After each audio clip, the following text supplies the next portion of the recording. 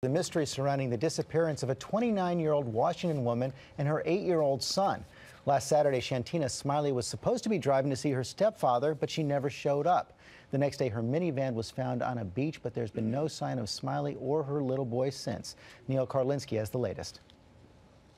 The final hours leading to the disappearance of 29-year-old Shantina Smiley are a puzzle that police can't unravel and loved ones can't understand. I'm missing half my family, you know.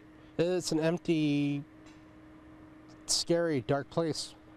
The trail of this young mother and her 8-year-old son, Azriel Carver, runs cold along the water outside Olympia, Washington, where her minivan was found stuck in the mud, doors open, with Smiley's wallet still inside.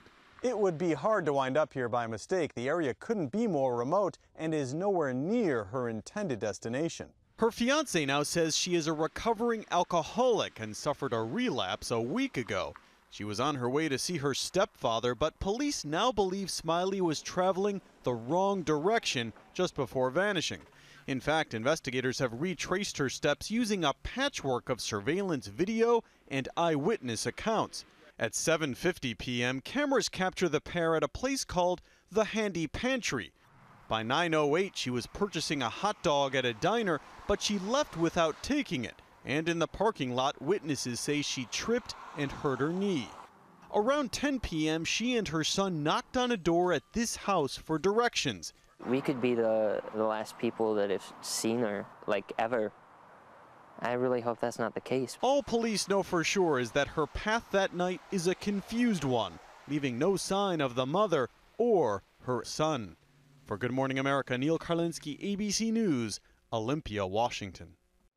And Shantina Smiley's fiance, Rob Simmons, joins us live now from Seattle. Rob, thank you so much for joining us this morning. I know it has been a very painful several days. How are you holding up? I don't know how I'm able to keep going right now. We've only been at home for a couple of hours, got a few hours of sleep, and we've been on the road. My daughter and I, we got home and got a couple hours of sleep, and we just left the house with our clothes on our back and went down to Olympia on Sunday, and we've been in hotels, and we've just been running ragged, and I had to put a call out to, both Shantina and I were Cub Scout leaders, and all of our kids are involved in Scouts, and I had to just ask them, bring us some clothes over, bring us some stuff over so we can get clean, get out of these clothes, take a decent shower, brush our teeth, and they brought plenty of stuff over for us. And Rob, take us back to last Saturday. We're all heading out to Shantina's stepfather's house on Saturday early evening. Tell us about the last time you spoke to her. The last time I talked to her was about 10 minutes after 4. I was at a training session for Scouts for the outdoor experience, and she called me up and she told me she was getting ready to hit the road, and she asked me if I needed anything, and I said, yeah, grab my cell phone charger because my phone's pretty low on the battery here. And she said she would, and she said she was getting ready to hit the road, and I said, okay, I'll see you on the road. And I thought she would have been on the road, and we got wrapped up at 4:30, and I got on the road right behind him, just figuring that I'd pull up right next to him and we'd be able to drive down together. And that never happened. The few reports we've heard have suggested that Shantina was pretty disoriented at times, and you've mentioned that she's had problems with alcohol in the past. Any recent problems?